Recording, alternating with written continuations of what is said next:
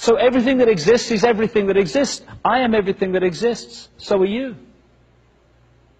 The more you realize that, the more you open up to the full infinity of who you are. Your life transformed. Your vision of yourself is transformed. Your vision of everything is transformed.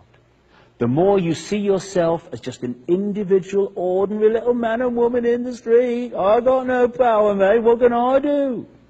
Once you do that, you are shutting yourself off from the infinity of who you are, and you become a fraction of what you are. And then you are able to be controlled, but only then. Which is why this understanding has been so suppressed. That's where most people live their lives. In a sense of, I can't, mate, I could never, mate, all the best things in life happen to someone else, mate. Oh, what can I do?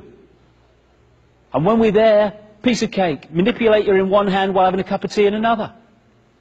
When we're here, we're a manipulator's nightmare, breaking the eggshell, breaking the sense of limitation, breaking the sense of fear, the fear of what other people think of us.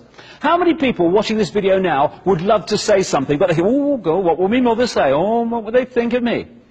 Oh, you'd love to do something in your life, and you say, oh, well, what will they think? I couldn't give a damn what they think. They have a right to think what they like, but so do you and so do I. We forgot that. And once we start believing that because people are different to us, they must be wrong, then we're in a situation where whoever sets the norms in society runs the world. Because we police each other, like I said right at the start of this journey we've both been on, and all been on in the last few hours. Cracking the eggshell, stepping out of the fear of what other people think of us, being who we are, speaking our truth, living our uniqueness. That is the revolution. It's not guns and bombs and meeting violence with violence and meeting anger with anger. What's the point? You get twice the anger, twice the violence. My goodness me, we've moved on, haven't we? The way out of this is the ultimate revolution. It's to be who we are and not what someone else tells us we should be. It's interesting. If you stood in front of a mirror, or not even in front of a mirror, anywhere, and you got a baseball bat, and you started smacking yourself around the head with it, people would call the guys in white coats, wouldn't they? Crikey, get him away. And yet that's what we're doing all the time. When we express that violence to another human being, or to an animal, or to anything, we're actually expressing it to ourselves, because that is us. We are all each other, because we are all this infinite mind. And because we've lost sight of the fact that we are everything, and what we are inside is what we externally create, we go round, because of the manipulation, we're like walking, talking movie projectors. Let me put it this way. Our inner self, our state of being, our attitudes, are resonating us to a certain vibrational frequency. You change your attitudes, the frequency changes. Hate has a certain frequency. And when we feel hate, we resonate the energy around us, that is us, to the hate frequency. We feel love, we resonate it to a different frequency. This energy that we put out with this vibrational code within it, created by our thoughts and attitudes, then draws towards it a reflection of itself. Other energy fields, people, places, ways of life, experiences that sync with what we're putting out. Therefore, what we are in here, we externally create.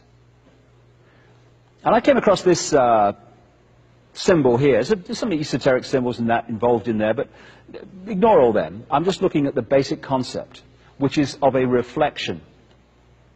There was a guy, a writer called Longfellow. I think it was Longfellow who wrote this. Anyway, some tall chap. And he wrote a story about how someone drowned thrashing in the water, fighting with their own reflection.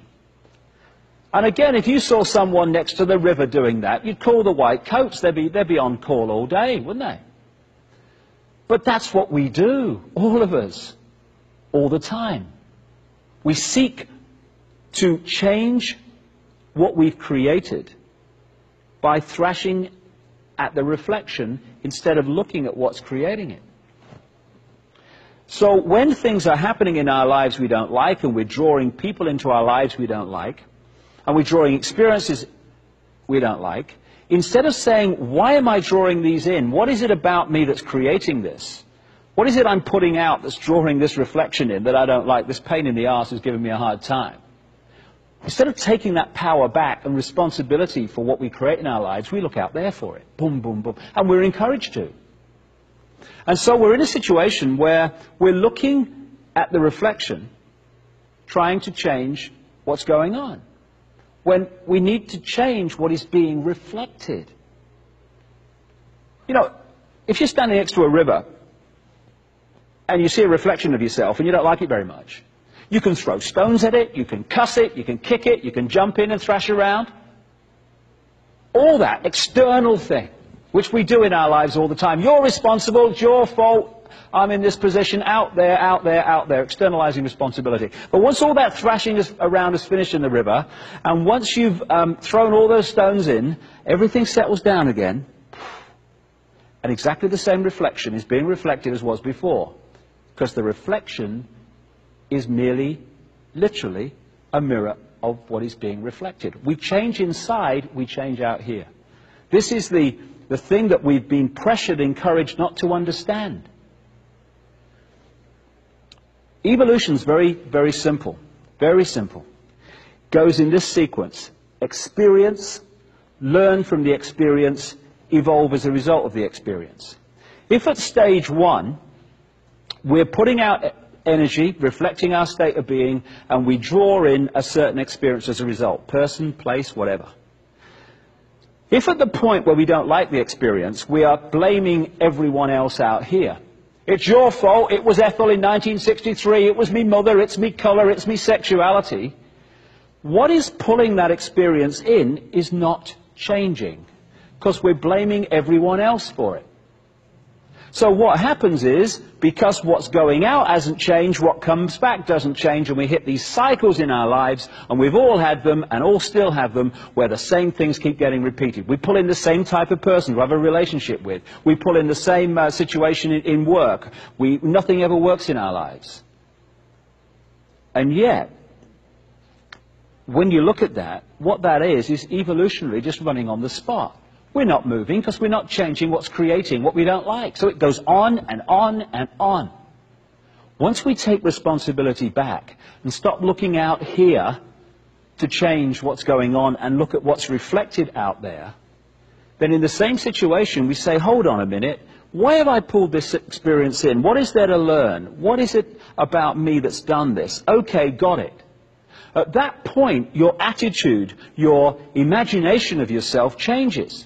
When that changes, what you resonate out changes, so you start pulling in different experiences that reflect the new vibration you're putting out and not the old one.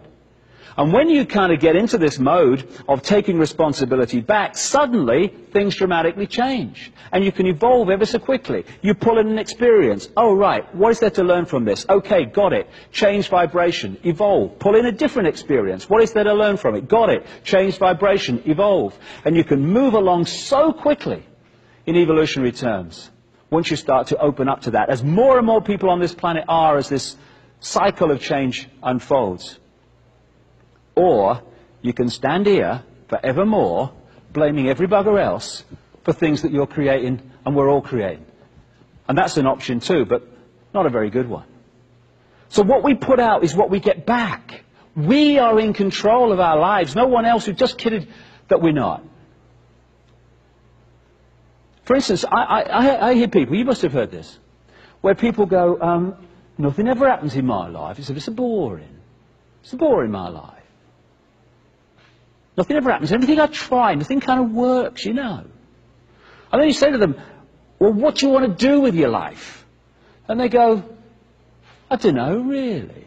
Don't know, never thought about it. Now, I don't know, really, is actually a state of mind. Therefore, it is a vibrational frequency, and I don't know really goes out, and I don't know really comes in. Nothing ever works, because I don't know really.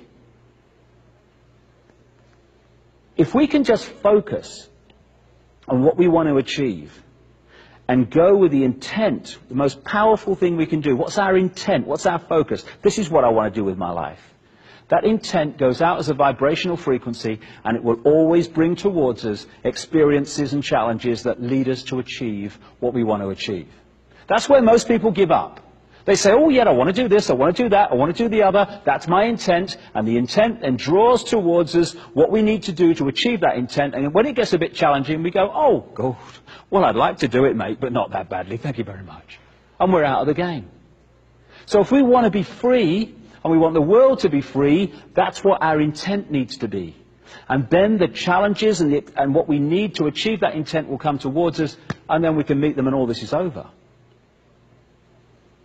Because if we keep jogging on the spot, blaming everyone else, this is going on, and it's going to go on into another cycle for a very long time.